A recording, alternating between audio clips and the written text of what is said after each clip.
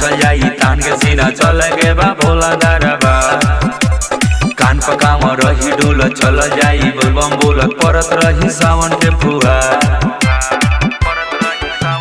चढ़ गई सावन महीना नाचल जाई तान के सीना चल के बा भोला दरबा कान पकाम रही डोल चल जाई बोलबम बोलत परत रही सावन के फुहार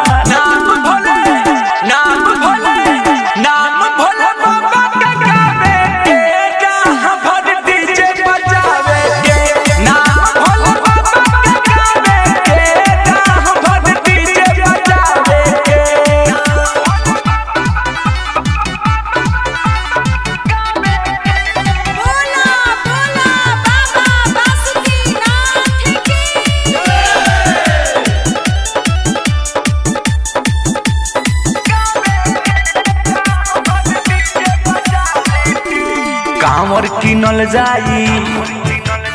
होई जे में आईना रे जो जाके डीजे के करे आओ बायना रे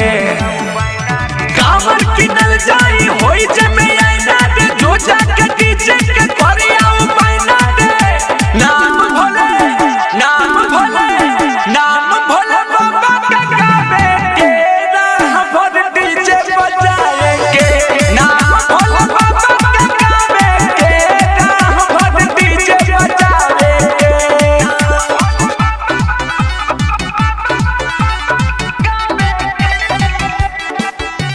अलबेला रिकॉर्डिंग स्टूडियो गढ़ी में नेपाल।